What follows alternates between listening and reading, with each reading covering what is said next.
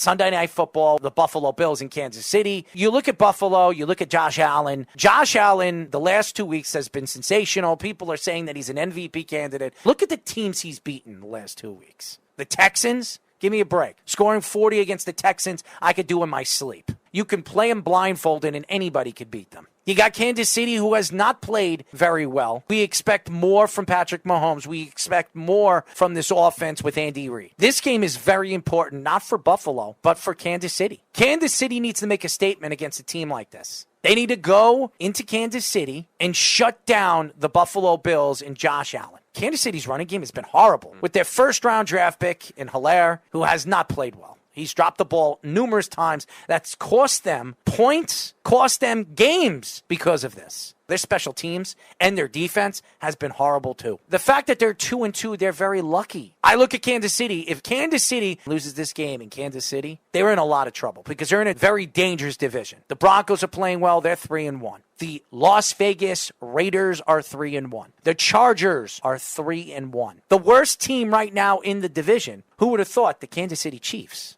They really need this game because if they go and they lose this game against Buffalo and going into week 6, they're 2-3, they're in a lot of trouble. Their schedule gets harder. Tyreek Hill, I don't know what's going on with him. Is he healthy? Tyreek Hill, it seems like when he does well, they win. When he struggles, they lose. He was great against the Browns, great against the Eagles, but then struggled against the teams they lost against. So if he doesn't do well, it seems like they do nothing because that offense is not as complete as it once was. Maybe that's a reason they brought in Josh Gordon. Give me a break. I don't think it's going to mean much either, but the receiving depth outside of Kelsey, obviously, is great. It hasn't been that. It seems like the Chiefs are a couple weapons, and then that's really it. And they've been dropping passes, fumbling the ball. Why don't we just roll up a doobie and hang out with Josh Gordon on the sidelines and enjoy a nice little doobie with him? That's how desperate they've been because they haven't had much secondary production. So if Hill gets taken away or if Kelsey gets taken away, then they really don't have much because that defense has been bad too. They've struggling in the secondary outside of the Honey Badger. They've had trouble stopping the run. They've had trouble stopping tight ends. There's really not much to like with this defense either, and that's a big problem when the rest of the division has gotten better. Now, against Buffalo, they've had a good track record against them in terms of the way their offensive style of game has been, but Buffalo's been a little more complete than the Chiefs offensively too. Yeah, they played against bad teams. I understand that. That's why I'm not overinflating them like I would with a team like the Cardinals or the Rams, but they have a complete more offense in comparison to the Chiefs where they're getting a running game now. They're getting depth from their receivers at least. Dawson Knox has played well, so that's a statement for the Chiefs. They got to start making it in terms of depth and in terms of defense. Arizona and San Francisco, another game that really stands out to me. Who's going to start in this game? It's official. Trey Lance is starting. Oh, my God. What I've seen of Trey Lance, I'd be scared if I was a San Francisco 49ers fan. You're going into Arizona, the only undefeated team in all of football. That defense with a rookie quarterback. Jimmy Garoppolo's time in San Francisco looks like is over. And we talk about Kyler Murray and what Kyler Murray can do, but look at the weapons that this team has. They haven't even used Hopkins yet or A.J. Green yet. They're running the ball all over the place. Kyler Murray is dominating. This offensive line won't even let anybody touch him. This defense is explosive, fun to watch, fast, exciting. They have edge rushers and J.J. Watt and Chandler Jones. Then they have Javen Collins. The players and the weapons they have in their secondary has been fantastic. We talk about Arizona. We talk about what they could do offensively. Watch what they can do defensively. And they're playing a San Francisco 49ers team. This team has not looked good the last 2 weeks. They can't run the ball. This is a running offense. They can't run the ball. This defense, where everybody was talking, wow, look at this defense. Robert Saleh's no longer there, but they're still playing. Give me a break. Robert Saleh had secondary players missing in their roster last year, and they were a top 10 defense. This isn't the same defense, even with Nick Bosa. And Nick Bosa, as explosive as we saw him before his injury, has he been explosive this year? I don't think so. He's not the same player. Now, obviously, coming back from an ACL injury might need to get his feet under him. This defense is not the same thing. But everybody that talks about how great this defense is, have they been great, Speedy? They've been good. I wouldn't say great. They have had trouble against the run this year, which makes them a little more vulnerable to the play action and the passing game, which has been surprising for them. We knew their secondary was a question mark coming into the year anyway, losing a lot of the veteran players they did. Sherman going to Tampa now. They lost Verrett for the season, so they're really patchworking the corners together. I think the bigger problem, though, with the 49ers is the fact that they're not as rotational as they've been with their offensive players. Usually they've been a lot more creative in terms of getting guys involved. It's really only been Deebo Samuel so so far this season, who's been great, but their other receivers haven't played well. George Kittle's been more of a blocker as a result of their running game having a lot of trouble this year, hindering his receiving talent. And their running game, they have a lot of rookies, so they just have a lot of trouble. Now, it'll be interesting with Trey Lance because he adds a running element to the offense that Jimmy G doesn't have. Maybe they go to those concepts a lot more, different rollout type plays that Kyle Shanahan will roll for him. But at the same time, can you really trust it with Trey Lance, who's been a bad decision maker so far? He had one nice touchdown, okay, but that's really been a big problem where if the Cardinals try to contain him more, will they trust him to throw the ball? I'm looking at San Francisco right now. They're not as good as they were with Robert Saleh there. Now, that doesn't mean that this team can't figure it out. That doesn't mean that this defense isn't good enough to figure it out. But what I've seen the last 2 weeks is not good defense. They didn't show up against Seattle. That scares me because that's the same division right now, and that's the division that everybody keeps saying is going to be hard to make it. And a lot of people pick San Francisco to make it in that division. Then there's Cleveland and the LA Chargers. I think this is going to be a real fun game to watch because we don't know what Baker Mayfield is. Teared labrum, he is going to play in this game. It does scare me that if Baker Mayfield can't play this year or play this week or have to get surgery for the rest of the season, Cleveland's done.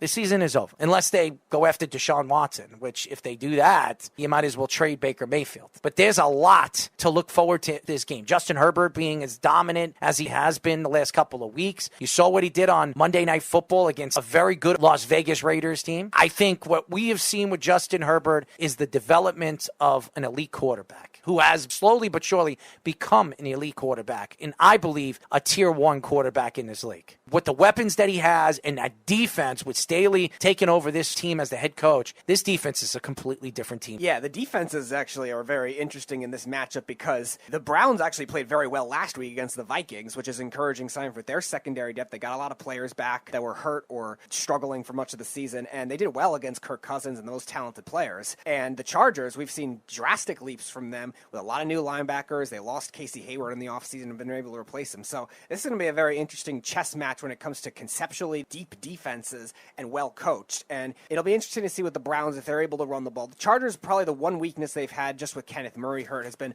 over the middle of the field because Derwin James could only be in one spot so many times. So that's going to be the thing that the Browns are strong with and they could possibly attack. We'll see if Kevin Stefanski can adjust to that because the receivers for the Browns are all banged up too. And Baker Mayfield obviously will be limited because of his labrum. So we'll see if they have that kind of game plan and Brandon Staley can adjust to it. Also, another game that really stands out, the Green Bay Packers versus the Bengals. I expect Green Bay to go over there in Cincinnati and put up a good number against a Bengals defense that has played better. I've been very impressed with their defense, impressed with the coach too. And what Joe Burrows is doing, slowly but surely becoming an elite quarterback also in this league. A young guy that's coming back from an ACL and MCL injury. Sometimes reminds me a lot like an Aaron Rodgers. He's not fast. He's not a guy that can go out of the pocket and do the things that Aaron Rodgers could do. But accurately, he can make the throw, every single throw. Jamar Chase is slowly looking like he's offensive rookie of the year. He really has been sensational. Boyd and some of the other weapons that we've seen with this team, I think they've been very exciting to watch, Speedy. Yeah, the Bengals are going to have a lot of weapons to work with because they're also getting their tight ends involved now too. They're getting all their running backs involved. And you're right, Zach Taylor's play calling has gotten a lot better from where it was last year and the year before that. And the defense has been great against the run too. They had a bad first half against Jacksonville with James Robinson, but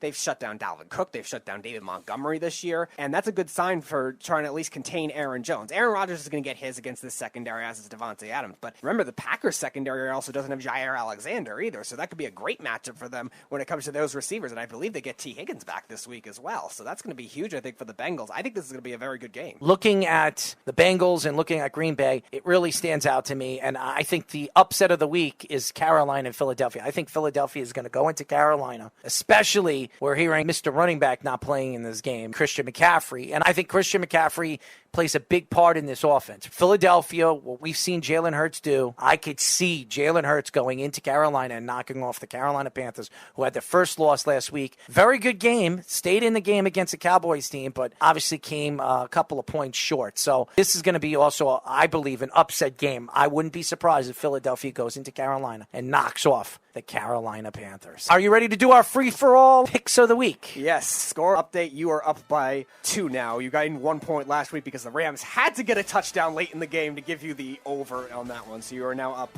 by 2. So we'll actually start with that Green Bay-Cincinnati game, the over-under 50.5. I'm going to go with Green Bay in this game. I think Green Bay has the opportunity to put a significant amount of points up against his defense. I know it's in Cincinnati, and a lot of people expect Cincinnati to do the same, but I think Aaron Rodgers and his dominance, so give me Green Bay on the over. I'm going to go with the upset here. I'm going to go with Cincinnati here. I'm really concerned with the Packers secondary. Their safeties have had a lot of trouble this year. That threesome of receivers are really going to make it hard without Jaire Alexander, especially with no Zadarius Smith either. That pass rush hasn't really played well for Green Bay. I trust the Bengals defense more. I think they steal one at home. So I'm going to go with the Bengals on the over. Cleveland Browns, LA Chargers, over under 48.5.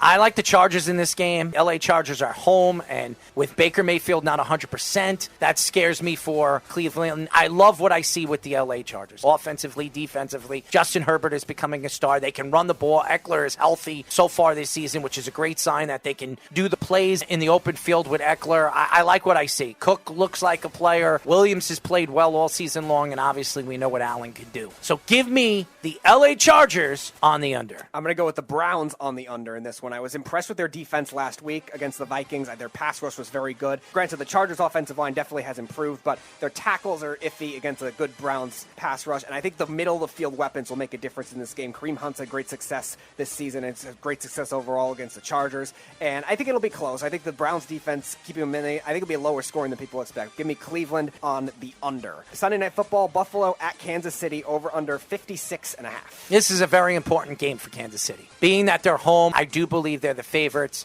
to winning this game. It's going to be so very important that they can run the ball against this Buffalo Bills team. I think Helaire will finally be able to run the ball against this team. I think they will open up. And by the way, Kansas City, with all the money that they've spent in the offseason to bring in the offensive line help with Brown, Thuney, I expect this offensive line to figure things out. And Andy Reid, I think, is going to open it up. I expect this to be a high-flying, high-points game. I believe Kansas City will win this game. It's going to be close. Give me Kansas City on the over. Yeah, I agree. I'm going to go with the Chiefs on the over, too. Home field advantage. Primetime game usually has benefited the Chiefs. Patrick Mahomes a lot better in primetime than Josh Allen has been in his career so far. And Josh Allen, even though he's played well this season, still has had his woes in his career against the Chiefs. So I think he'll have a couple of turnovers that are costly. And the Chiefs defense will still struggle, but I think he'll do just enough to be opportunistic and set up the offense for short field. So I will take the Chiefs as well on the over. And that, ladies and gentlemen, are our free-for-alls of the week. I am in the lead by 2 points. I expect to slowly but surely build a lead and destroy Speedy by the end of the season.